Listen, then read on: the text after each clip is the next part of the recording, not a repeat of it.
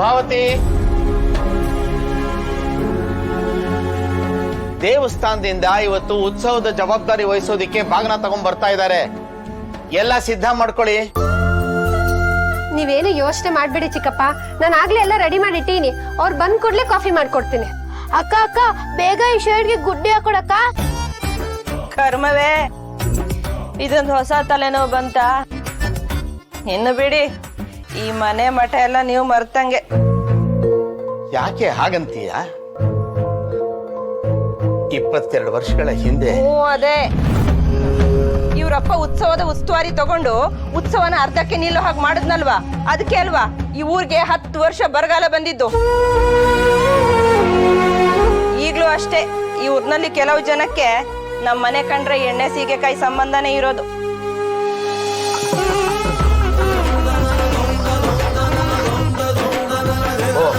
ಬಂದ್ರು ಅನ್ಸುತ್ತೆ. ನಡಿ ನಡಿ, ಆರ್ತಿ ತಟ್ಟೆ ತಗೊಂಡ್ ಬಂದ್ಬಿಡು ಬೇಗ. ಗಣಪ, ನಿಂಗೆ ಗುಂಡಿ ಹಾಕೊಡ್ತೀನಿ.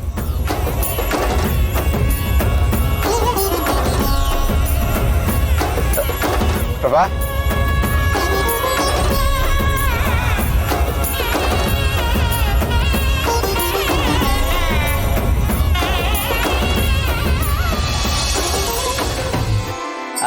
ದುರ್ಗಾ, ಎಲ್ರಿಗೂ ಕಾಫಿ ತಗೊಂಬಮ್ಮ.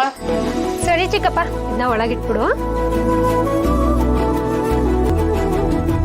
ವನಿತಕ್ಕ, ಚಾಪಗಳೆಲ್ಲ ಹರಿದೋಗ್ಬಿಟ್ಟಿದೆ, ನೀವು ನಿಂತ್ಕೊಂಡೇ ಇರಿ.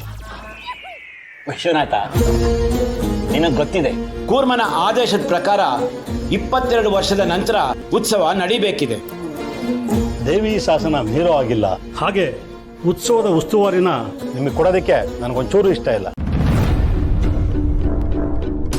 ಕಾರ್ಯದರ್ಶಿಗಳೇ, 22 ವರ್ಷಗಳ ಹಿಂದೆ ನಡೆದಿದ್ದನ್ನ ಸರಿಪಡಿಸ್ಕೊಳ್ಳೋಕೆ ಇವಾಗ ಒಂದು ಅವಕಾಶ ಸಿಕ್ಕಿದೆ.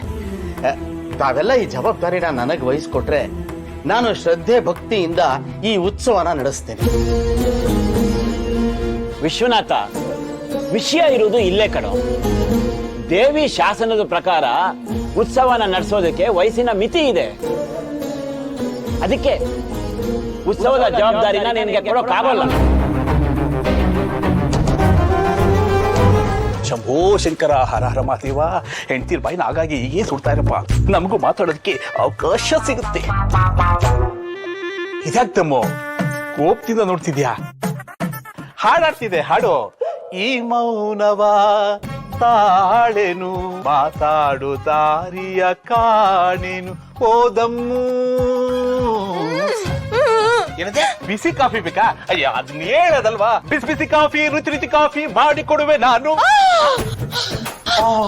ಕಾಟಿಟ್ ಕಾಟಿಟ್, ಗಂಟೆಲ್ಲ ಸುಟ್ಟೋಗಿದೆ, ಬಿಸಿ ಕಾಫಿ ಕುಡಿಯಕ್ಕಾಗಲ್ಲ ಅಂತನಾ? ತಂಪಾಗಿ ಏನಾದ್ರು ಮಾಡ್ಕೊಡ್ತೀನಿ ಬಿಡು.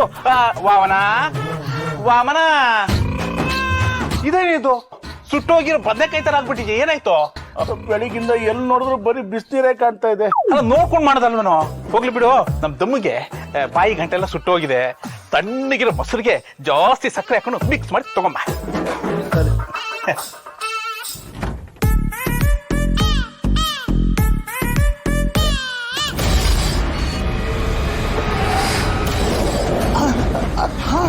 ಯಾಕೆ ನನ್ನ ಕೈ ನನ್ನ ಹತೋಟಿಗೆ ಸಿಗ್ತಾ ಇಲ್ವಲ್ಲ? ಸಕ್ಕರೆ ಡಬ್ಬ ತಗೊಳ್ಳೋದಂತ ಹೋದ್ರೆ ಖಾರದ ಪುಡಿ ಕಡೆ ಹೋಗ್ತಾ ಇದೆ. ಯಾಕೆ ಹಿಂಗಾಗ್ತಾ ಇದೆ?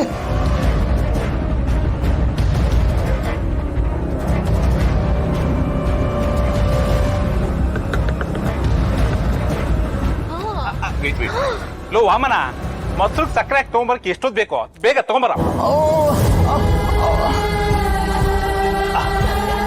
ದಮ್ಮು, ಟೇಕ್ ಇಟ್.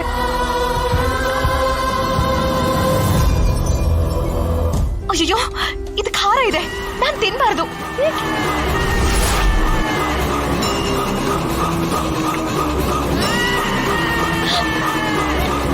ವಾಮನ, ಅದು ಬಾಯಿ ಗಂಟೆಲ್ಲ ಸುಟ್ಟೋಗಿತ್ತಲ್ಲ, ನೆನ್ನೆ ಏನು ತಿಂದಿರಲಿಲ್ಲ, ಬಟ್ಟೆ ಹಸೋಗಿತ್ತು, ಅದಕ್ಕೆ ಈಗ ತಿಂತಿದ್ದಾರೆ.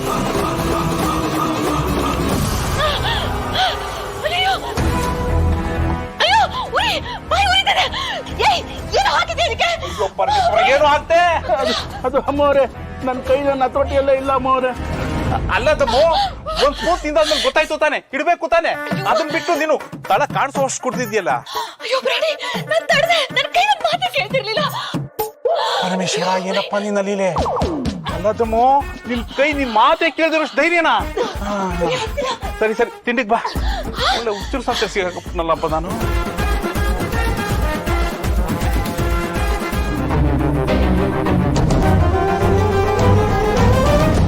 ದುರ್ಗಾಗೆ ಕೊಡ್ತಾ ಇದ್ದೀನಿ.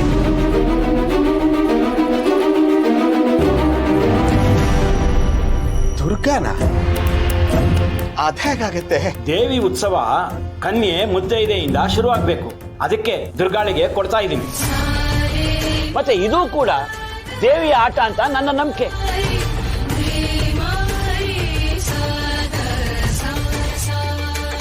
ನೋಡಿ, ನೀವ್ ಹಿರಿಯರು, ತಿಳಿದವರು. ನಿಮ್ಮಲ್ಲಿ ನನಗೂ ತುಂಬಾ ಗೌರವ ಇದೆ. ನನ್ನ ಭಾವನೆ ನಿಮಗೆ ಅರ್ಥ ಆಗುತ್ತೆ ಅಂತ ಹೇಳ್ತಿದ್ದೀನಿ. ಊರವರೆಲ್ಲರೂ ಅವಳ ತುಂಬಾ ನಂಬೋದು. ಅವಳು ನಿಮ್ಗೆಲ್ರಿಗೂ ಒಳ್ಳೇದ್ ಮಾಡಿರ್ಬೋದು. ಆದ್ರೆ ನಾನು ಅವಳನ್ನ ನಂಬಲ್ಲ. ನಾನು ಅವಳ ಮುಖಾನೇ ನೋಡಲ್ಲ ಅಂದ್ಮೇಲೆ ಈ ಉತ್ಸವದ ಜವಾಬ್ದಾರಿನ ನಾನು ಹೇಗ್ ತಗೊಳ್ಳಿ ಹೇಳಿ? ನಾನು ಹೇಳಲಿಲ್ವಾ, ಈ ಹುಡುಗಿದು ಯಾವಾಗಲೂ ಉದ್ದಡ್ತಾನೆ. ಇಂಥ ನಾಸ್ತಿಕರ ಮನೆಯವರಿಗೆ ಅರ್ಚಕರ ಸ್ಥಾನ ಕೊಟ್ಟವಲ್ಲ, ಅದು ನಮ್ಮ ತಪ್ಪು. ನೋಡಿ, ಮಾತು ಎಲ್ಲಿಂದ ಎಲ್ಲಿಗೋ ಹೋಗ್ತಾ ಇದೆ. ನಮ್ಮ ಜವಾಬ್ದಾರಿ ಉತ್ಸವ ನಡೆಸೋದು. ದುರ್ಗಾ ಅದನ್ನ ಜವಾಬ್ದಾರಿ ತಗೊಳ್ಳೋ ಹಾಗೆ ಮಾಡುದು. ದಯವಿಟ್ಟು ಬೇಜಾರ್ ಮಾಡ್ಕೋಬೇಡಿ. ನಾನು ಯಾವುದೇ ಕಾರಣಕ್ಕೂ ಅವಳ ಉತ್ಸವನ ಮಾಡಲ್ಲ.